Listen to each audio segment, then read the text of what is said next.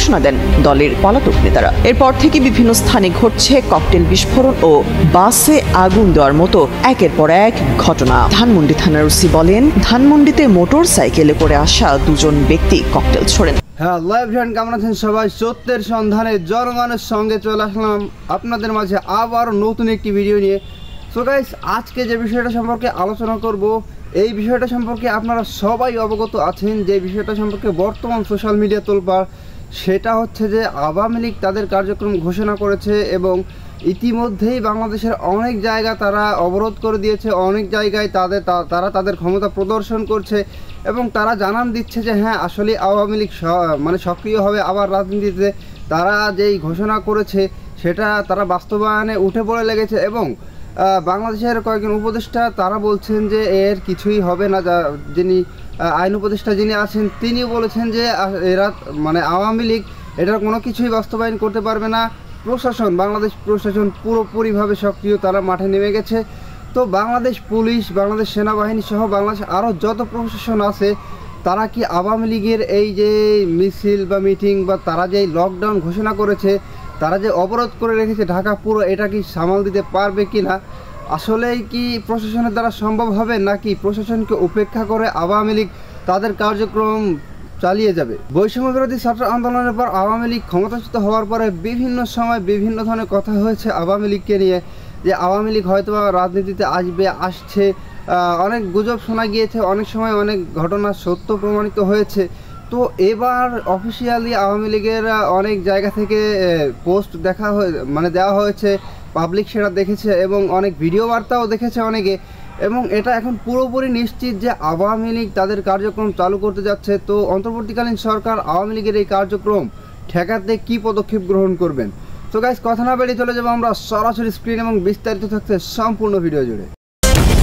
নির্বাচনের তফসিল ঘোষণার আগেই হঠাৎ করে দেখা দিয়েছে রাজনীতিতে অস্থিরতা। বিশেষ করে আগামী 13ই নভেম্বর মানবতা বিরোধী অপরাধের মামলায় শেখ হাসিনার রায়ের তারিখ ঘোষণা ঘিরে গোপনে সক্রিয় হয়ে উঠেছে কার্যক্রম নিষিদ্ধ আওয়ামী লীগ। আগামী বৃহস্পতিবার ঢাকায় লকডাউন কর্মসূচি পালনের ঘোষণা দেন দলের পলাতক নেতারা। এরপর থেকে বিভিন্ন স্থানে ঘটছে ককটেল বিস্ফোরণ ও বাসে আগুন দেওয়ার মতো একের পর এক ঘটনা।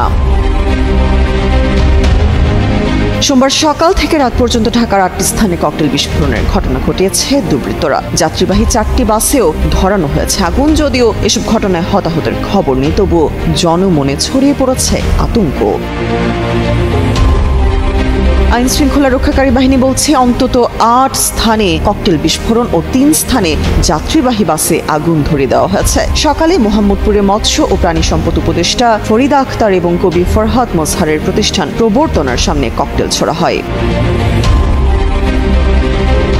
এছাড়া ধানমন্ডির 2টি স্থান ও মিরপুরে গ্রামীণ ব্যাংকের প্রধান কার্যালয়ের সামনেও বিস্ফোরণ ঘটে। সন্ধ্যায় মৌচাক, শেরেবাংলানগর, মিরপুর 10 ও খিলগাঁওয়ে ককটেল বিস্ফোরণ ঘটানো হয়। এদিকে বাড্ডা, শাহজাদপুর, ধানমন্ডি ও যাত্রাবাড়ি এলাকায় যাত্রীবাহী বাসে আগুন ধরিয়ে দেওয়া হয়। এই বিষয়ে ডিএমপির গণমাধ্যম ও জনসংযোগ বিভাগের উপকমিশনার মোহাম্মদ তালিবুর রহমান বলেন, বিশেষ কোনো দিন টার্গেট করে এসব তৎপরতা চালানো হচ্ছে কিনা তা তদন্ত করে দেখা হচ্ছে। জড়িতদের আইনের আওতায় আনতে কাজ করছে পুলিশ।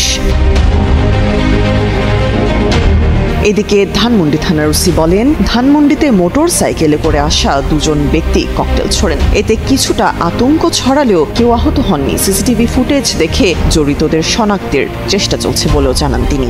অস্থিতিশীল করতে সেনাবাহিনীর প্রধান জেনারেল ওয়াকারুজ্জামানকে নিয়েও চালানো হচ্ছে বিভ্রান্তিকর অপপ্রচার।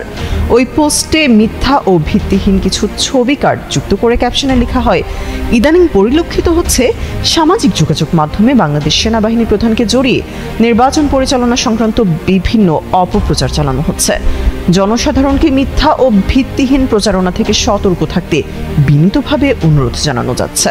ক্যাপশনে উল্লেখ জানিয়ে আরও লেখা হয়, গত 19 জুন একই ধরনের প্রচারণার বিরুদ্ধে সতর্কতামূলক বিজ্ঞপ্তি প্রচার করা হয়েছিল। তো গাইস, আপনারা সম্পূর্ণ ভিডিওটি দেখলেন এবং এই ভিডিও সম্পর্কে আপনাদের মূল্যবান মতামত অবশ্যই কমেন্ট বক্সে বলে যাবেন। দেখা হবে আপনাদের সাথে অন্য কোনো ভিডিওতে। ততক্ষণ পর্যন্ত ভালো থাকবেন, সুস্থ থাকবেন। আল্লাহ হাফেজ।